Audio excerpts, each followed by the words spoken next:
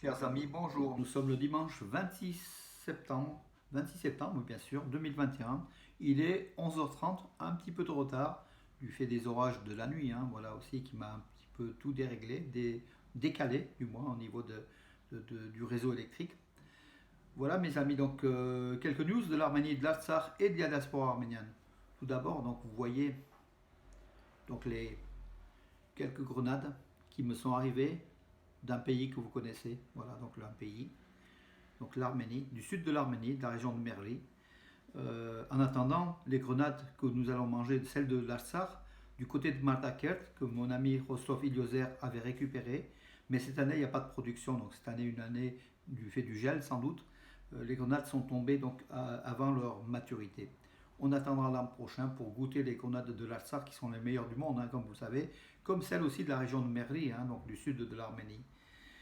Quelques news donc de l'Arménie. Donc le Ararat Mirzoyan, le président, donc le chef de la diplomatie arménienne, a rencontré donc le secrétaire général de l'ONU, Antonio Guterres, à New York, donc lors du sommet, de 76e sommet de l'Assemblée générale du moins de l'ONU à New York.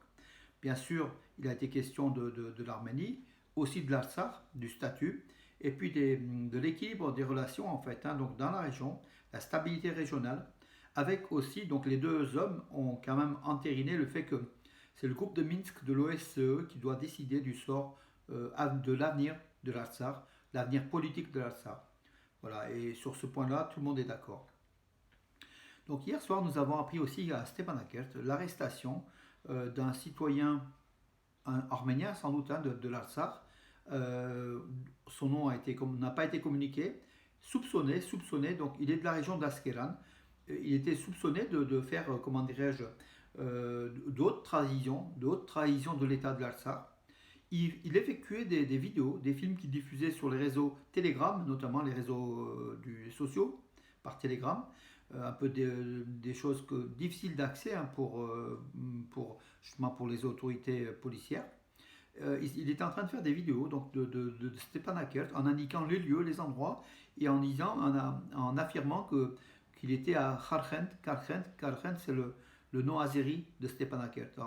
Donc en fait, sans doute un agent ou un agent isolé ou un agent réglé par l'Azerbaïdjan, mais en tout cas il est arrêté, soupçonné. Il va être bien sûr, il va passer devant le tribunal pour voir l'accusation si elle est fondée ou pas. Le ministère, le service de sécurité nationale de l'Artsakh recommande aux personnes de ne pas donner cours en fait à ces vidéos souvent, comment dirais-je, pas négationnistes, souvent donc de l'ennemi qui essaye de diffuser de mauvaises informations afin de démoraliser la population de l'Artsakh. C'est une pratique régulière de la Turquie et de l'Azerbaïdjan pour essayer de faire partir les 100-120 000 Arméniens qui sont toujours sur le territoire de l'Artsakh pour essayer de récupérer même la partie arménienne restante, c'est-à-dire les 60% à peu près du territoire donc administratif de l'Artsakh, sans parler des 7 régions que l'Arménie n'avait pas récupérées, en fait, que l'Arménie avait récupérées et qui ont été rendues au terme du traité du 9 novembre 2020 à l'Azerbaïdjan.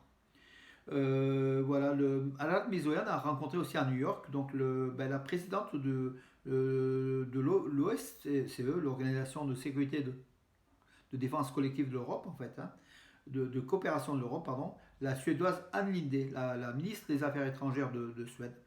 Donc Arat Mirzoyan et Linde ont parlé effectivement de très bonnes relations entre l'Arménie et la Suède. Ils ont aussi effectivement affirmé que le règlement du conflit du Haut-Karabakh doit être réglé par l'OSCE tout simplement, politiquement. Une procession au flambeau, donc intitulée L'Artsakh est en vie, se tiendra à Stepanakert, donc le 26 septembre. Écoutez, le 26 septembre, c'est aujourd'hui. Il devait se tenir donc à partir de... non, le départ sera fixé ce soir à 18h, heure de Stepanakert. Donc ça veut dire c'est à peu près 16h en France. Voilà, un départ donc depuis l'esplanade d'une église de Stepanakert et puis jusqu'à la place justement jusqu'à la place des héros à Stepanakert en mémoire des victimes de la guerre de 44 jours en Artsakh. Comme on l'a dit, donc tant à Etchmiadzin, à Saint-Gayané en Artsakh, les églises arméniennes effectueront une messe de requiem le 27 septembre, donc ça veut dire demain, à partir de 10 heures, à la mémoire des victimes, des héros de la guerre des 44 jours en Artsakh. Donc demain, ça fera un an que l'Azerbaïdjan a agressé, a déclenché la guerre contre les Arméniens de l'Artsakh, qui a fait plusieurs milliers de soldats arméniens, soldats et combattants arméniens jeunes, qui sont morts donc sur le champ de bataille, et à peu près 10 à 15 000 blessés, dont à peu près un millier de blessés graves. Nous nous souviendrons avec une, comment dirais-je, pas la nostalgie, avec effectivement une nostalgie donc des victimes que l'Arménie a perdues, de sa jeunesse, mais aussi on nous demanderons justice. C'est une journée aussi de revendication. Un an après le déclenchement de la guerre, la justice n'a pas été rendue en fait dans cette région de l'Arménie, de l'Artsakh, où des dizaines de milliers d'Arméniens de l'Artsakh sont encore réfugiés en Arménie et vivent en Artsakh dans des conditions quand même difficiles. Voilà, dans l'insécurité et des menaces azéries. La Russie, qui était aussi l'intermédiaire donc, entre l'Arménie et l'Azerbaïdjan, a envoyé un convoi humanitaire en direction de l'Artsakh. Ce sont des organisations humanitaires russes qui aident la population civile arménienne de l'Artsakh. Le président de l'Artsakh, Araïk Harutyunyan, a participé à l'inauguration d'un Khachkar arménien à Berkatsor, pas loin d'Askeran en fait, en Artsakh, dédié aux héros des 44 jours de l'Artsakh et puis des héros de ce village qui a donné aussi des héros, tout simplement. Le magazine allemand spécialisé dans le tourisme à fort tirage, le FW Travel Talk, a consacré 10 pages à l'Arménie, au tourisme en Arménie. Donc en fait, c'est un élément du développement du tourisme en Arménie. De plus en plus d'articles sur l'Arménie, pour l'Arménie qui retrouve progressivement son tourisme, mais progressivement et timidement, puisqu'avant la guerre, donc en 2019, avant l'année 2020, l'année fatidique, il y avait pratiquement 2 millions de touristes en Arménie. Cette année, on aura à peu près 1 million 100 000, oui, à peu près 1 million 100 000. On espère atteindre le seuil de 2 millions en 2022 ou 2023. Mais l'Arménie est un pays qui est tourné vers le tourisme et qui développe son tourisme avec son patrimoine culturel qui est immense, immense, et qui attire chaque année, comme vous le voyez, des centaines de milliers de touristes étrangers, arméniens d'origine en partie, mais aussi étrangers comme des Japonais, des Allemands, des Coréens, des Russes, des Iraniens, beaucoup de peuples non arméniens qui viennent en Arménie visiter ce patrimoine ce naturel qui est extraordinaire.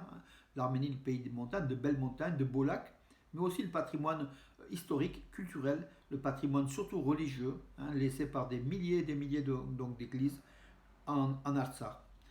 Alors, quelques news encore. Donc, oui, donc demain, ce sera la journée, donc même à Yerevan, en Arménie, ça sera tourné vers le souvenir justement de cette premier anniversaire de la guerre d'Artsakh. L'université donc, catholique de Lyon, le titulaire, le pasteur René Léonian, qu'on salue, qui était présent avec nous lors d'un débat vendredi soir à Bourg-Clévalence, il a un programme de cours pour 2021-2022. Les inscriptions sont ouvertes, donc appel à ceux qui veulent suivre ces cours d'arménologie à la chaire d'arménologie à Lyon, à l'université catholique de Lyon. Donc René Léonian en est le professeur, on peut dire le maître de ces cours, tout simplement. La Russie, le ministère russe de la Défense, qui a affirmé que depuis l'installation de la paix au Karabakh le 9 novembre, 65 000 véhicules ont transité par le corridor de la Chine, avec à peu près 230 000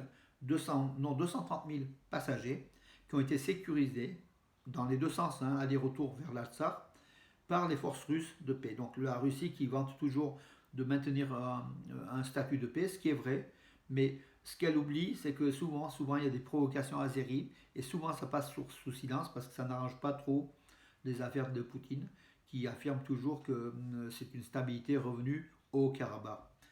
La situation est précaire. Nous devons soutenir encore une fois donc l'Arménie et l'Artsakh dans cette épreuve, mais les choses semblent se décanter donc, en faveur donc, des Arméniens, puisque les diplomaties européennes et américaines surtout se penchent de plus en plus sur le sort de l'Artsakh et de l'Arménie, ce qui n'était pas le cas durant la guerre des 44 jours, où un président Trump qui ne pensait qu'à être réélu avait oublié cette région du Sud-Caucase, d'autant plus que ses amis étaient des Azéris, hein, il avait des intérêts en Azerbaïdjan et à Istanbul, en Turquie.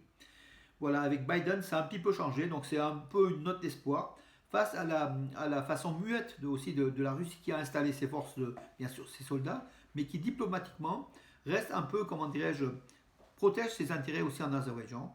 Et donc le partenaire qui devait aider l'Arménie, les Arméniens lors de la guerre de l'Artsakh et en Arménie, ne s'est pas trop manifesté, mais la Russie est toujours là avec ses installés. Mais, mais sa position elle est un peu ambiguë et pas franchement pro-arménienne. Donc elle est pas contre les Arméniens, elle est aussi pas contre les Azéris. Donc c'est un petit peu une politique un petit peu d'équilibre qui n'arrange pas bien les Arméniens. Et les Arméniens cherchent des partenaires stratégiques, des amis. Comme nous a dit vendredi soir René Léonian, le pasteur René Léonian, il a dit que, ce qui est vrai, que les Arméniens n'ont pas d'amis. Il ne faut pas croire que la Russie est l'ami de l'Arménie, non plus l'Iran. Turquie et Azerbaïdjan, on n'en parle pas, ce sont des ennemis jurés et déclarés. L'Arménie n'a pas d'amis, mais l'Arménie doit chercher des partenaires sur des projets, des partenaires qui puissent s'intéresser au sort de l'Arménie et l'aider sur des projets précis. C'est aussi le rôle de la diplomatie arménienne qui est aujourd'hui, malgré tout, en dessous de tout, hein, il faut quand même le dire, hein, c'est aussi notre faiblesse. La diplomatie turque, qui a 600 ans d'histoire aussi hein, de l'Empire ottoman, est beaucoup plus organisée, beaucoup plus forte.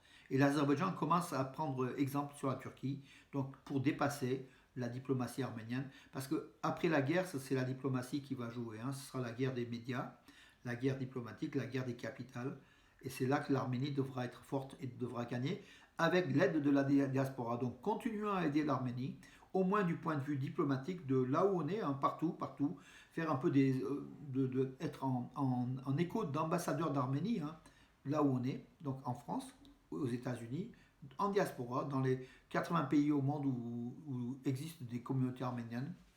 Voilà mes amis. Donc sur ce, je vous souhaite un bon dimanche et je vous donne rendez-vous à demain, mes amis. Bon dimanche.